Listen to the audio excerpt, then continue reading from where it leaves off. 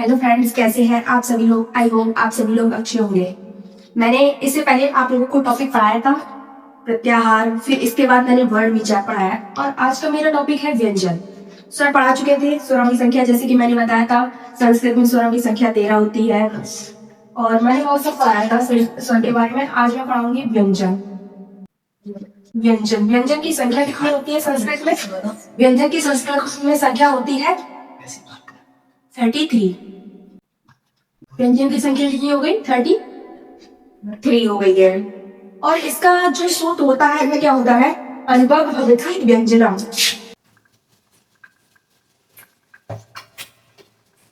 व्यंजन का सूत्र है अनुभव भवति व्यंजनम। व्यंजन को हम स्वर की सहायता से बोलते हैं। व्यंजन अर्थमात्रिक होते हैं और स्वरों की सहायता से अनुसरण करते हैं, मतलब बोलते हैं। व्यंजन कितने प्रकार के होते हैं? व्यंजन की जैसा कि संस्कृत में मूल रूप से व्यंजन के प्रकार 3 माने जाते हैं: स्पर्श व्यंजन, अंतस्थ व्यंजन, ऊष्म व्यंजन। और इनके अन्य प्रकार होते हैं, वो होते हैं संयुक्त व्यंजन। सबसे पहले स्पर्श व्यंजन देखते हैं। स्पर्श व्यंजन इनकी संख्या कितनी होती है? 25 की संख्या हो गई 25। कौन कौन से होते हैं स्पर्श व्यंजन? जो का से मां तक के हैं वर्ड, वो सब स्पर्श व्यंजन में आ जाएंगे। जो 5 वर्ग है, 5 वर्ग कौन कौन से 5 वर्ग है? ग, च, त, त, प। ये जो 5 वर्ग है, का वर्ग में कौन कौन से वर्ण आएंगे? जैसे कि का, खा, गा, घा, इया। फिर चा में चा, छा, जा, झा, इया। इस टाइप में जो 5 वर्ग है वो स्पर्श व्यंजन के अंतर्गत आते हैं। और फिर है अंतस्थ व्यंजन। दूसरा है अंतस्थ व्यंजन। अंतस्थ व्यंजन की संख्या कितनी होती है? 4। संख्या हो गई इनकी 4। कौन कौन से? या, रा, रा, वा, या, रा, रा, वा। ये हो गए अंतस्थ व्यंजन। उसके बाद है तीसरा ऊष्म व्यंजन। उस व्यंजन की संख्या कितनी होती है? श, श, श और हाँ, ये हो गई ऊष्म व्यंजन। ऊष्म व्यंजन को और अन्य किस नाम से जानते हैं? इनको बोलते हैं शल प्रत्याहार या ईषद विपृत। शल प्रत्याहार अन्य नाम, ऊष्म व्यंजन के अन्य नाम शल प्रत्याहार या ईषद विपृत। और अंतस्थ व्यंजन को किस नाम से जानते हैं? यण प्रत्याहार।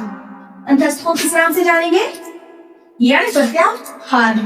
अब संयुक्त स्वर जो होते हैं, जिसे अन्य व्यंजन होते हैं, अन्य व्यंजन होते हैं, उसे बोलते हैं संयुक्त व्यंजन। इनकी संख्या संस्कृत में 3 होती है। संयुक्त व्यंजन की संख्या 3 होती है। ये अन्य में आएगा।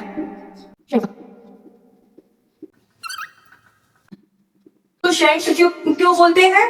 क्योंकि ये मतलब संयुक्त रूप से बने हैं। जैसे छा किससे मिलकर बना है? क प्लस शा प्लस आ। त्रा किससे मिलकर बना है? इनमें सभी में हलंत है। ता किससे मिलकर बना है? त प्लस रा प्लस आ। और ज्ञा किससे मिलकर बना है?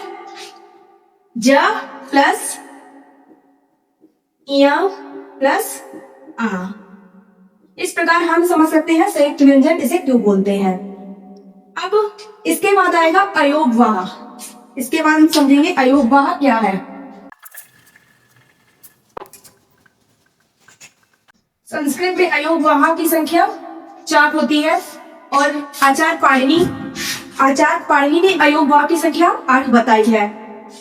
मतलब हम मूल रूप से अयोगवाह 4 समझते हैं। जैसे कौन कौन से अयोगवाह होते हैं? उनको बोलते हैं अनुस्वार, विसर्ग, जीवा मूल्य, उपपद, माननीय। सबसे पहले देखते हैं अनुस्वार। क्या है अनुस्वार? अनुस्वार स्वर के साथ जो लगता है। अनुस्वार मतलब जो स्वर के साथ लगता है। जैसे कि ये जो होता है इसे बोलेंगे अनुस्वार। जैसे फल है, फल के ऊपर जो ये लगा है जैसे इसे क्या पढ़ेंगे, फलम, इसे बोलेंगे हम अनुस्वार। क्या बोलेंगे, अनुस्वार। दूसरा है विसर्ग। विसर्ग स्वर के साथ लगता है, विसर्ग के साथ लगेगा, स्वर के साथ लगता है। इसे राम के साथ ये विसर्ग लग गया, इसे क्या पढ़ा जाएगा, रामा। तीसरा है जीवा मूल्य। जीवा मूल्य, जीवा मूल्य कौन से होते हैं, जैसे का, खा, ये क्या है, जीवा मूल्य है। इनको हम अर्ध विसर्ग बोलते हैं। ये क्या है, अर्ध विसर्ग, ये दोनों अर्ध विसर्ग बोलते हैं इनको। फिर है उपधमानीय। उपधमानीय, उपधमानीय कौन से होते हैं, देखने में सेम लगते हैं, मगर जीवा मूल्य में का और खा होगा अर्ध विसर्ग के साथ, और उपधमानीय में क्या होगा, पा और फा होगा, पा और फा, इसे बोलेंगे उपधमानीय। अब व्यंजन मुख्यतः 3 प्रकार के होते हैं, और जो चौथा होता है जो अन्य जिसे बोलेंगे उसे संयुक्त व्यंजन। अब इसके बाद पढ़ेंगे उदित वर्ण या स्पर्श वर्ण। क्या होते हैं स्पर्श वर्ण, इनकी संख्या 25 होती है। स्पर्श वर्ण, इनका एक सूत्र होता है, कौन सा होता है, ये उनका सूत्र होता है,